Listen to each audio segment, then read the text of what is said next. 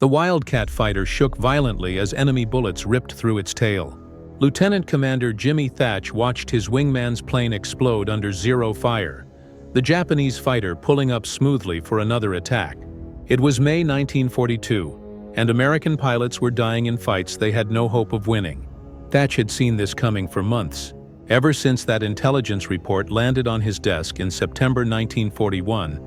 He knew American fighters were already outdated before the war even began. The Japanese Zero could outturn, outclimb, and outmaneuver every plane the Navy had. What he didn't expect was just how helpless American pilots would be. The tactics every naval pilot had trained for were worse than useless against the Zero. They were basically a death sentence. The numbers told a brutal story. In a turning fight, the Zero could finish its turn and line up its guns while the Wildcat was still trying to come around. By the time a Wildcat pilot realized he was in danger, Japanese bullets were already tearing through his plane. Pilots were dying before they even understood what hit them, and Thatch knew it was only going to get worse. September 22, 1941. The classified intelligence report arrived at Naval Air Station San Diego. Thatch, commanding Fighting Squadron 3, read it twice to make sure he understood. Then he sat down hard at his desk. The Japanese had a new fighter called the Mitsubishi A6M Zero. Intelligence sources in China reported performance numbers that seemed impossible. Rate of climb, 5,000 feet per minute. Turning radius, incredibly tight. Top speed, 330 miles per hour. Combat range, 1,200 miles. Every single number was better than American fighters. The F4F Wildcat that Thatch's pilots flew was slower, climbed worse, and couldn't turn with the Zero. In a traditional dogfight, American pilots would lose every single time. Thatch took the report home that night to his modest house near the beach in Coronado, where he lived with his wife and young daughter. That evening, he sat at his kitchen table long after his family went to bed.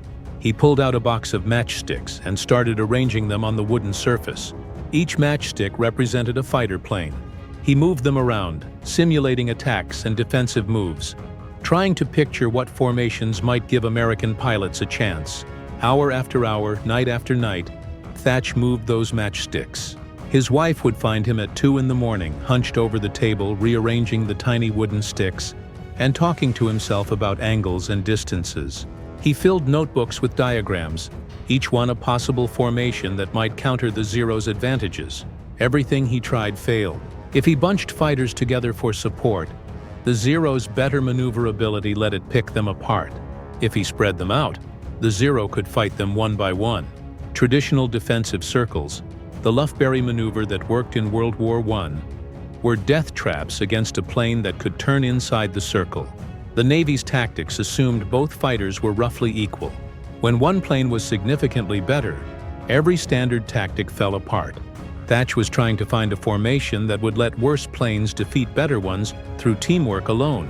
It seemed impossible, but Thatch kept moving those matchsticks because he knew what would happen if he didn't find an answer.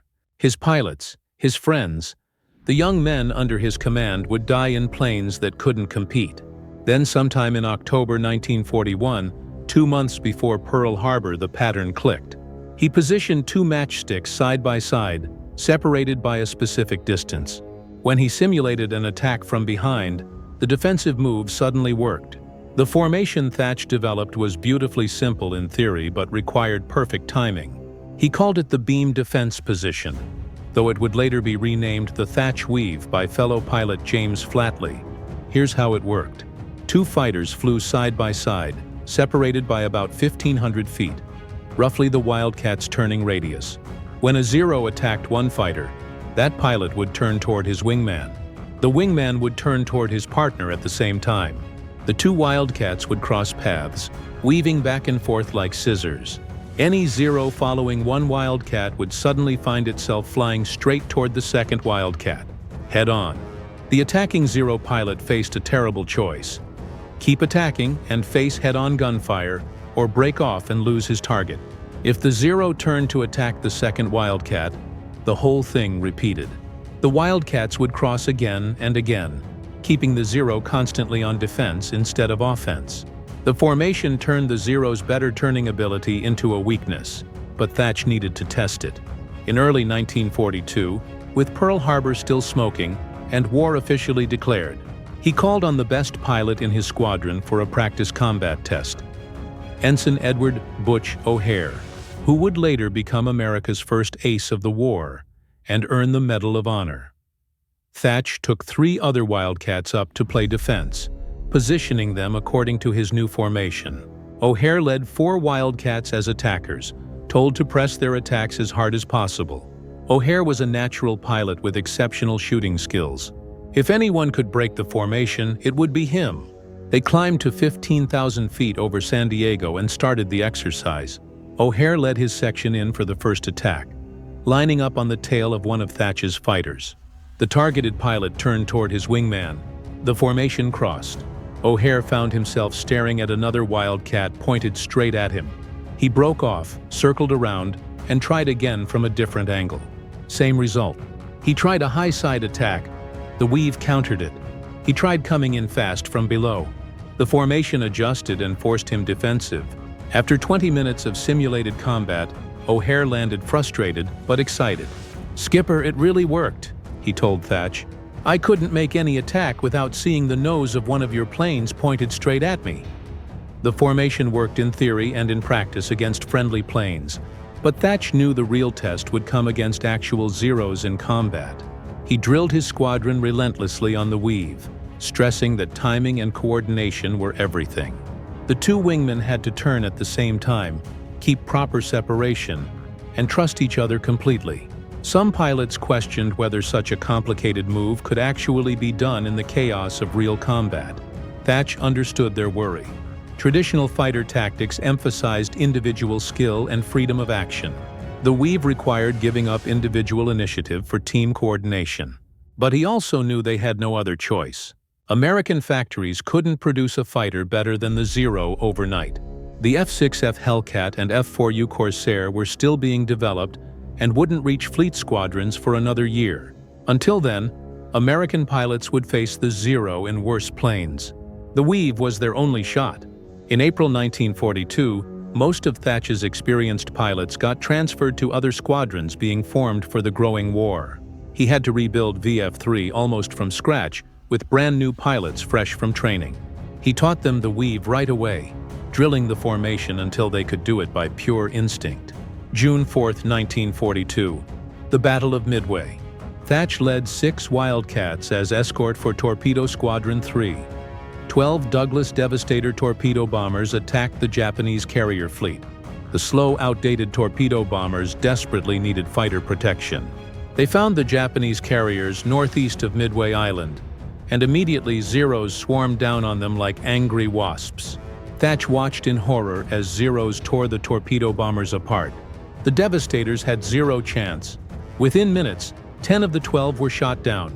Thatch's 6 fighters tried to protect them, but were hopelessly outnumbered. 15 to 20 Zeros against 6 Wildcats. One of Thatch's fighters went down almost instantly. Now he had 5 planes against overwhelming numbers. He called to his wingman, Ensign Robert "Ram" Elrod, and positioned the fighters for the weave. Lieutenant Brainerd McCumber, Thatch's other wingman, stayed locked to his wing. The Zeros came in fast, picking their targets. Then something impossible happened. The weave worked exactly as Thatch had designed it at his kitchen table a year earlier. A Zero locked onto Elrod's tail. Elrod called for help and turned toward Thatch. Thatch turned into him. The 2 Wildcats crossed paths. Thatch dove under Elrod's fighter and fired a long burst into the Zero's belly as it flashed past. The Japanese fighter's engine caught fire, shedding pieces as it rolled away, trailing smoke. The Zeros kept attacking, but every time one got into firing position, the weave forced it defensive. Thatch and Elrod crossed back and forth, their paths weaving through the sky. McCumber followed Thatch precisely, keeping the formation geometry perfect. A Zero made a head-on pass at Thatch. He held his fire discipline, waiting until the last possible moment, then squeezed the trigger. The Zero's engine cowling shattered and flames erupted from the motor. The Japanese pilot pulled up hard, but the fighter was done. Another Zero tried to follow Elrod through a turn. Thatch was already in position, crossing behind his wingman. He fired into the Zero's cockpit area. The canopy exploded and the plane snap-rolled out of control. In less than 10 minutes of combat, Thatch shot down 3 Zeros. Elrod got 1. The other Wildcats in the formation survived despite being outnumbered 4-1. The tactic Thatch had developed with matchsticks on his kitchen table had worked in the deadliest combat of the Pacific War. After the battle, Thatch's report on the Weave's effectiveness spread through the Navy with remarkable speed.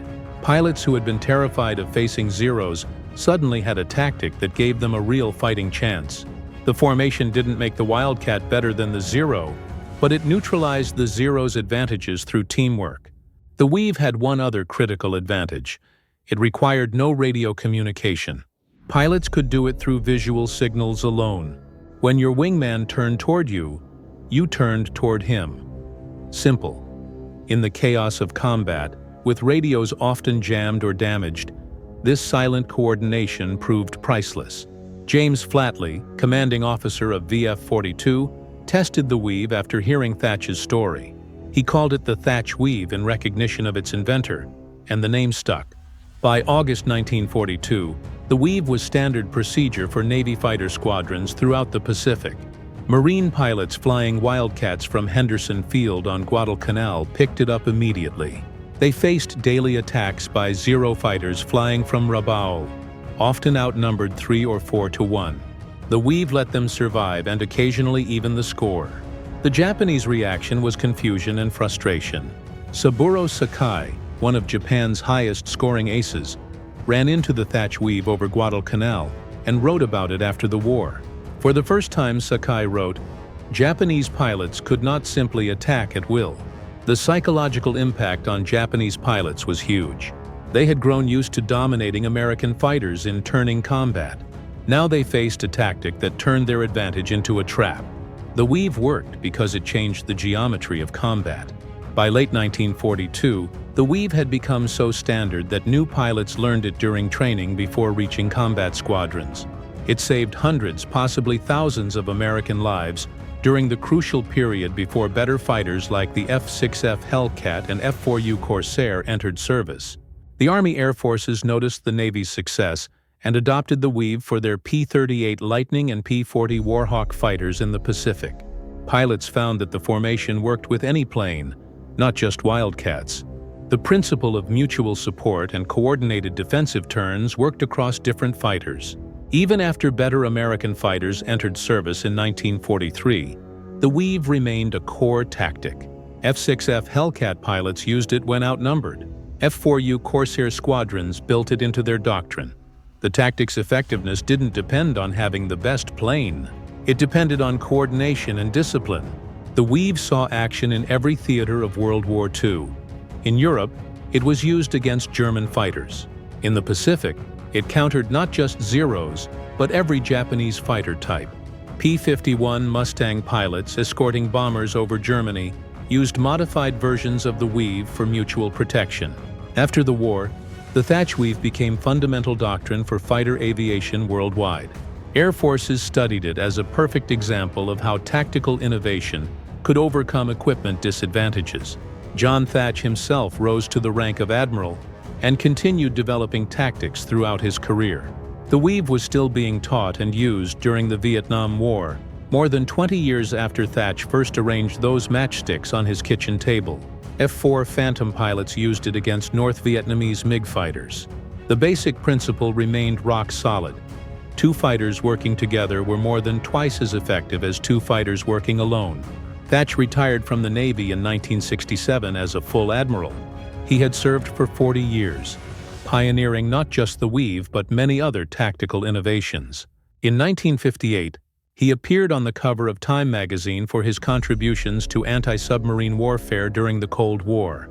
An annual award for the Navy's top anti-submarine squadron still carries his name, but he is best remembered for those matchsticks, for the nights spent at his kitchen table moving small wooden sticks around while his family slept, searching for a formation that would keep his pilots alive. The Weave was born from desperation, developed through careful analysis, and proven in the deadliest combat of the Pacific War. The tactic showed something that military forces sometimes forget. Equipment superiority matters, but tactics and training matter more. The Zero was objectively better than the Wildcat in almost every way you could measure. Yet American pilots using the Weave fought Zeros to a standstill and often won. Thatch understood that you don't need the best equipment to win. You need the best tactics for the equipment you have. When faced with an impossible problem, he didn't demand better planes or complain about the Zero's advantages. He sat down with matchsticks and figured out how to win anyway. The legacy of the Thatch Weave goes beyond its tactical effectiveness. It represents the principle that innovation can come from anywhere, even a kitchen table in Coronado, California. That careful analysis and creative thinking can solve problems that seem impossible. And it shows the power of preparation. Thatch developed the Weave months before Pearl Harbor, before America entered the war, based on intelligence reports about an enemy plane most Americans had never heard of. When the war came, his pilots were ready with a tactic that saved their lives. Today, fighter pilots worldwide still study the Thatch Weave in tactical training. Modern planes with radar, missiles, and computers fight very differently than Wildcats and Zeros, but the underlying principle remains valid. Coordinated teamwork defeats individual superiority. The F-22 Raptor and F-35 Lightning II, the most advanced fighters in the world, still use formations that came from Thatch's innovation. Pilots practice mutual support moves that trace their roots directly back to those matchsticks moving across a kitchen table in 1941. John Thatch died on April 15, 1981, 4 days before his 76th birthday. He was buried at Fort Rosecrans National Cemetery in San Diego, overlooking the Pacific where his pilots had fought. A frigate, the USS Thatch, was commissioned in his honor in 1984. But perhaps his greatest monument is the tactic itself, still being taught to fighter pilots 80 years after he invented it. The Thatch Weave proved that superior thinking beats superior equipment, that teamwork defeats individual skill, and that the right tactic at the right time can change the course of war, all because one naval officer refused to accept that his pilots were doomed. Instead of giving up over the Zero's superiority, he bought a box of matchsticks and went to work. He moved those wooden sticks around his kitchen table until he found the pattern that would save thousands of lives. The next time you face an impossible problem, remember John Thatch and his matchsticks. The answer might not be better resources or superior equipment. Sometimes the answer is already on the table in front of you. You just need to arrange it correctly.